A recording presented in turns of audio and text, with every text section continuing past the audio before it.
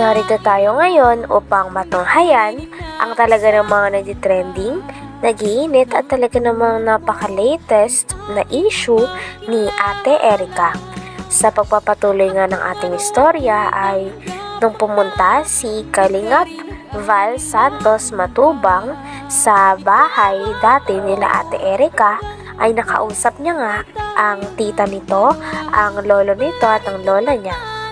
At dito nga nilabas ng hinaindi ng kanyang tita na talagang simula daw nagkapera sila Ate Erica ay nagbago na daw ang kanyang ugali.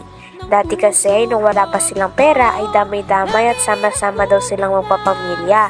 Ngunit ngayon ay bigla na lang daw nilang iniwan ang kanyang pamilya at hindi na kinakamusta. Nagtampo rin naman po kami kaunti sa kanila kasi po nung time po na 50-50 na rin po yan si mama eh. Swerte na lang po at nabuhay pa. Nung bagong taon na agaw-agaw na rin po yan, eh, nagtampo rin po ako sa kanila kasi nakuha pa po nila kasing maghanda nung bagong taon, magpakasaya. Sa halip na kami nasa ospital nung time na yun. Talagang hindi naman baga po sa Kuya Val, grabe, nasabon mo ako doon na naiingit. Naiingit ka pero. Malay ko. Hindi po kuya, hindi ako naiingit. Ang ano ko lang po talaga yung kagaya po nung dati nung wala pa silang mga pera. Yung damay-damay kami. Yung tulong-tulong kami pag ang Dati okay sila, no? Na maganda yung relasyon nyo. Eh ngayon po kasi Kung parang nagkapera, iba na. opo, yun po yung isinasama ko lang din po ng loob sa kanila. Dapat di sila nagbago. Kung sakali mang Dagdag pa ng tita ni Ate Erica ay sinabi niya nga na napaka-fake news daw ng mga kumakalat na balita na sinusustentuhan pa daw ni Ate Erica ang kanyang lolo at lola, pati na rin ang kanyang pamilya na naiwan. Sapagkat ang sa katotohanan daw ay talagang hindi na nga daw sila pinapansin at hindi na nga sila kinakausap o kinakamusta man lang ni Ate Erica. Hindi rin totoo na buwan-buwan ay nakakakuha daw sila ng sustento galing kay Ate Erica. Kaya naman gusto rin daw nilang linawin sa mga tao ang bagay na ito sapagkat parang ginagamit na nga lang daw nila Ate Erica at ng kanyang ate na si Sheila May ang kanilang lolo at lola para magkaroon pa ng pera. Bas na mga ilaber na kami daw po ay natatakot na iniwan kami nila Erica dahil nawalan daw po kami ng sustento. Pinapaliwanag ko po sa inyo ilaber, hindi singkunduling, hindi yan si Erica sa aming nagpalamon. Wala kaming natatanggap yan na sustento, sinasabi ninyo.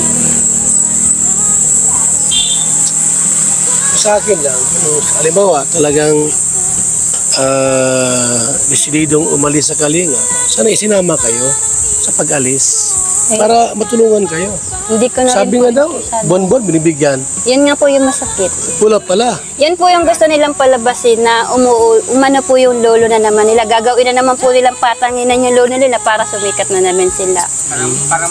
Para maniwala na naman po ang tao. Nung umpisa po, nagamit yung lolo. Kaya sabi po namin, tama na papa, hayaan na natin sila. Manuloko pala yun, yung ginawa Ang nila. gusto ko po talaga, siyempre po nakakahiya lalabas ka ng bahay, parang hindi ka na proud sa sarili mo, iisip mo na po doon sa mga tao nakakakita sa iyo, gayang ka. Ano mensahe mo kay Erica? Ayan, naka-vlog tayo.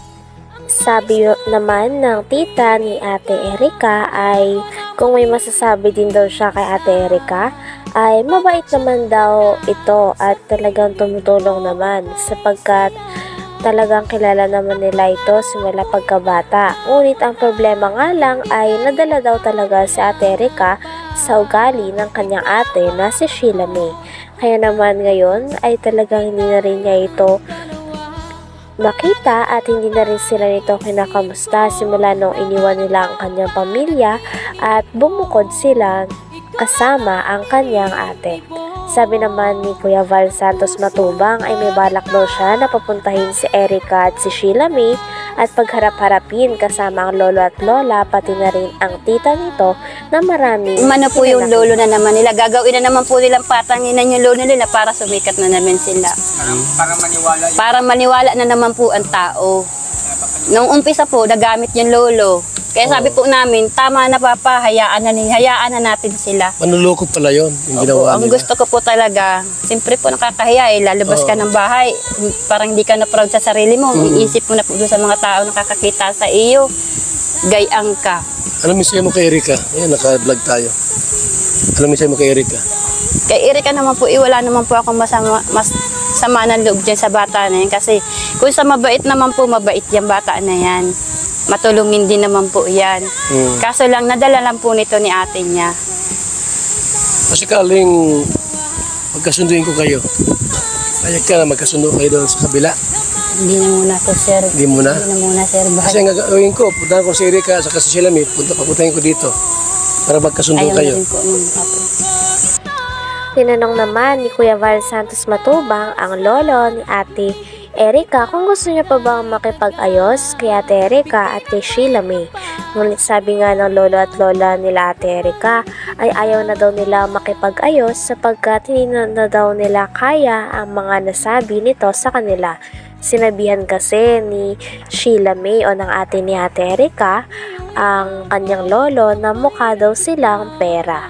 Kaya naman sobrang sakit daw nitong masabihan para sa lolo ni Ate Erika sapagkat sila mismo ang nagpalaki, nagsustento at nagpaaral kay Ate Erika at kay Sheila May.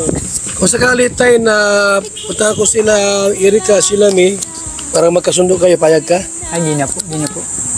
Umitawan ko na po sila. Yung ginawa sa akin ng ganyan ay harang nila, pastangan nila ko ay. Ganun ba? Malalim ang sugat mo tayo, ah. Ha? Hintay lang ang panahon. Pag nagbago sila, pero wala na sa akin. Bakit ay parang masamang loob mo sa papo mo? Ikaw nang magsabihan ng mukhang kwarta, ganyan. Aba, nung kwarta mo bigyan sa akin? At sabihin nila, Siya may sabi mukhang kwarta ka. sisilam, Mukhang kwarta ka daw? itong tanda kong ito, sabihin ako ng ganyan. Walang kaugali. Grabe naman. Hindi dapat bilang isang apo, wag magsalita ng ganon. Sa lulo na sabihang mukhang pera. Saan sila nang galing? Sa amin, nagpalaki. Kami nagparal, kami nagpalaki kanila.